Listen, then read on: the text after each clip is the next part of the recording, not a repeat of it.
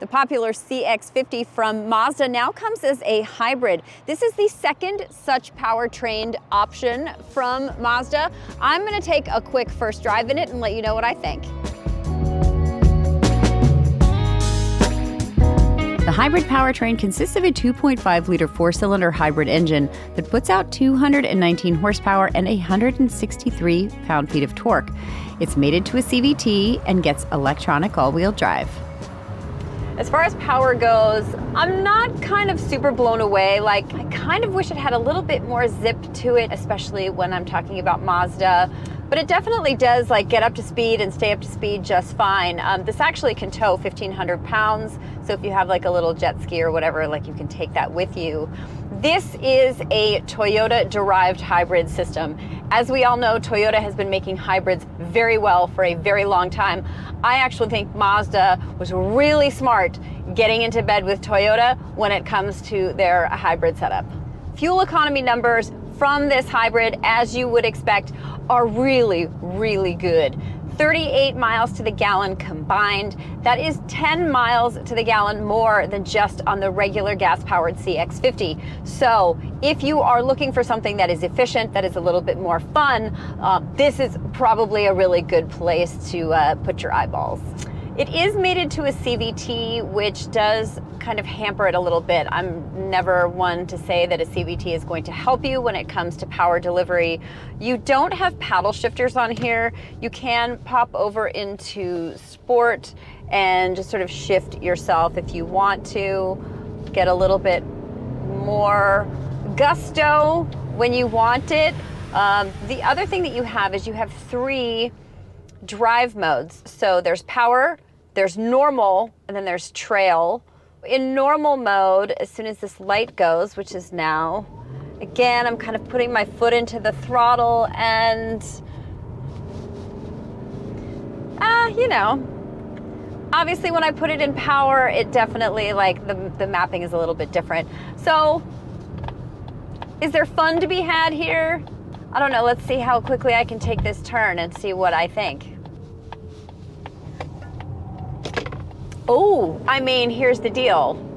It kind of does handle around corners the way that you would expect a Mazda CX-5, CX-50 to handle.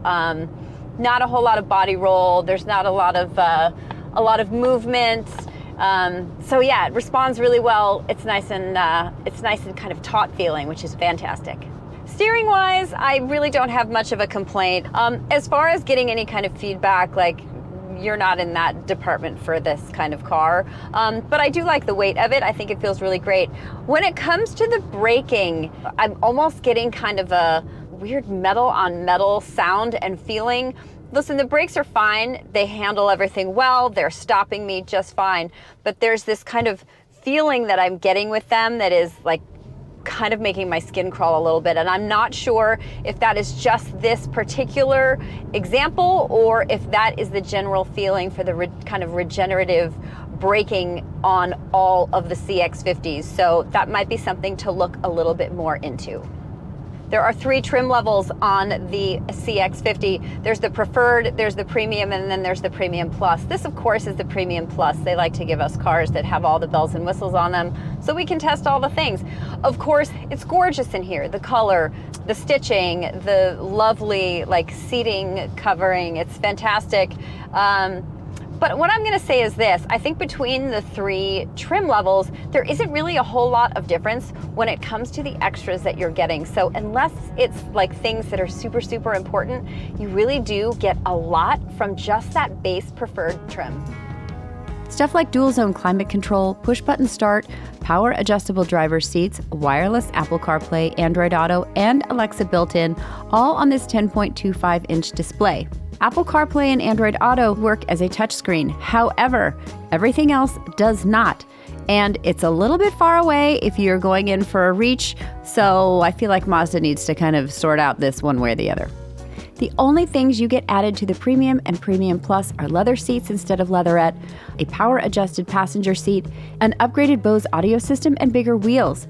You also do get stop and start cruise control and ventilated front seats, but you guys, not much more than that, so I think the sweet spot is that base preferred trim. There is slightly less passenger and cargo space in the CX-50, but it's a negligible measure, probably 2 or 3 cubes at the most. So that's not gonna bother me and does not certainly require any kind of a ding. I am going to probably share what might be an unpopular opinion. I actually prefer the interior, especially when it comes to the driver's seat of the CX-5 over the CX-50. For me, it's just more comfortable. I can adjust it better to my size and dimensions. I'm 5'4", but I have a long torso. The belt line here is so high that when I raise the seat up so that I can sort of see out here properly, my arms do not hit the rests at the same time. So if I want to relax in here, I have to lean. I don't necessarily like that. Listen, this is gonna be different for everybody, so make sure that you get in the car and that you can adjust it to your perfect seating position. Pricing on the CX-50 Hybrid starts at $35,390. That actually sounds like a reasonable price. And remember, I don't think you need to upgrade to the Premium or the Premium Plus, so there's money to be kept in your pocket and you're still getting a lot of car. If you are ready to buy a CX-50 or any other car for that matter, Kelley Blue Book can help you find a fair purchase price. All you have to do, click on that link. Kelley Blue Book will help you. Hybrid models of the CX-50 will start to show up in dealerships toward the end of this year. And if you're looking for others to cross-shop, check out the Honda CR-V Hybrid, Kia's Sportage Hybrid, the Tucson Hybrid from Hyundai, and the Toyota RAV4 Hybrid. Except for it feeling just a little bit underpowered, Mazda does so many other things so well. First of all, I think it was genius for them to pair up with Toyota for the hybrid system, so I tip my hat. It's smooth, it's very efficient at 38 miles to the gallon combined. Mazda does so many other things so well. The upgrades in the interior, this makes it look way more expensive than it actually is. The driving dynamics are still really nicely on point. If you are looking for a hybrid in this segment at this price point, you guys, I may not have recommended it before because of some glitches in their hybrid setup, but I'm gonna recommend it now. Check out the CX-50 from Mazda. They did a really good job.